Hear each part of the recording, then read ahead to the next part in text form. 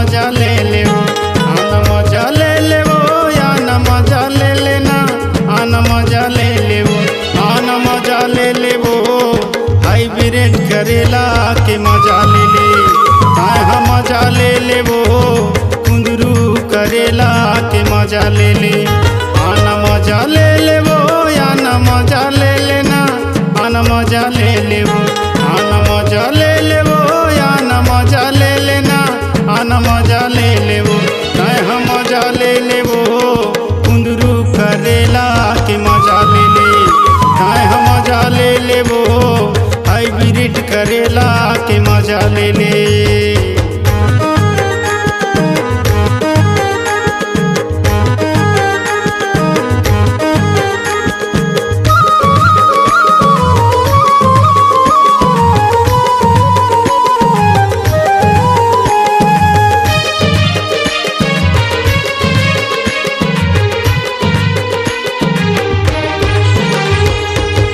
बारी के गोल गोल दिखाते पता लेवैया जवैया टूरा होआते देहा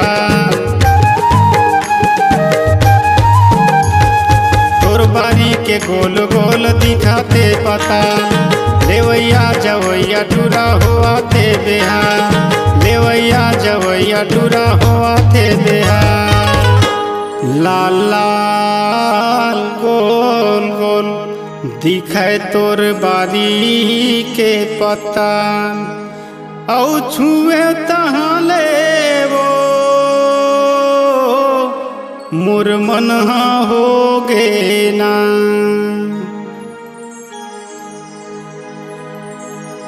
मोला लेवन देना वो मोला देखन देना वो मोला छुअन देना वो मोला लेवन देना वो मोला देखन देना वो मोला छुअन देना वो आना मजा ले ले वो कुंदरू करेला के मजा ले ले आना मजा ले ले वो कुंदरू करेला के मजा ले ले।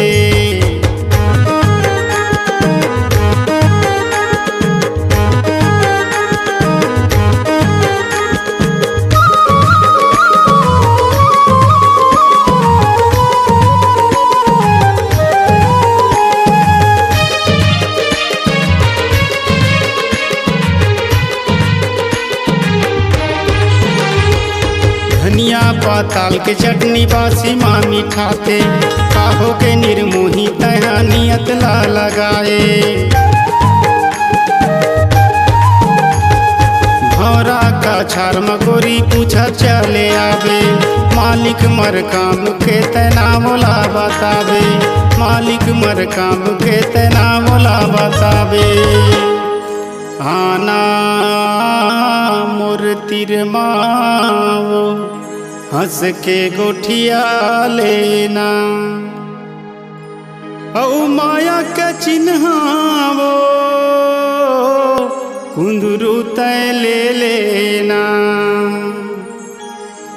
बने धरन देना वो बने तौल देना वो मोला लेवन देना वो बने धरन देना वो बने तौल देना वो मोला लेवन देना वो आना मजा ले ले वो हाइब्रिड करेला की मजा ले ले हाँ मजा ले ले वो कुंदरू करेला के मजा ले ले।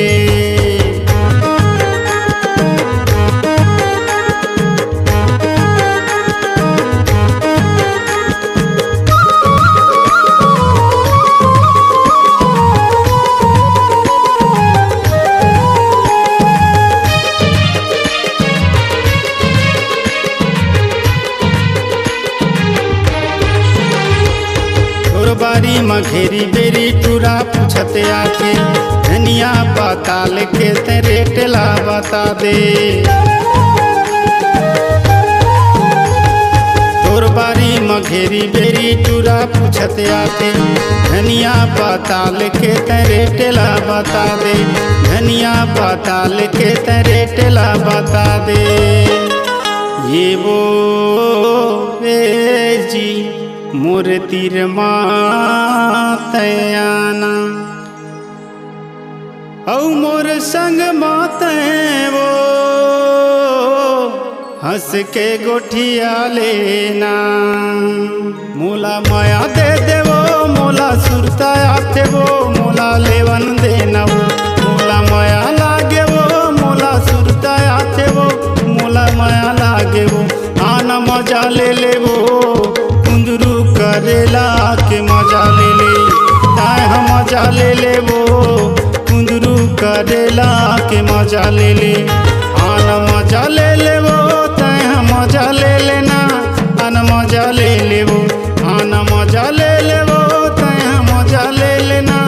गोरी मजा ले ले वो आना मजा ले ले वो। हाइब्रिड करेला के मजा ले ले। ताए हम मजा ले ले वो कुंदरू करेला के मजा ले ले। ताए हम मजा ले ले वो कुंदरू करेला के मजा ले ले। ताए हम मजा ले ले रे कुंदरू करेला के मजा ले ले। ताए हम मजा ले ले वो कुंदरू करेला के मजा ले ले। ताए हम मजा ले ले वो कुंदरू करेला के मजा ले ले। आपकी आवाज ही आपकी पहचान है। यदि आप अपनी आवाज को एक नया आयाम देना चाहते हैं तो चले आइए मल्टी ट्रैक डिजिटल रिकॉर्डिंग के लिए AVM audio video studio Khamtarai Raipur. Mobile number 9301523929 और 7869646201। यदि आप नए एवं पुराने गीत सुनना चाहते हैं तो avmgana.com में जाकर गाना फ्री डाउनलोड करें और YouTube चैनल में AVM गाना और KK कैसेट्स को सब्सक्राइब करें।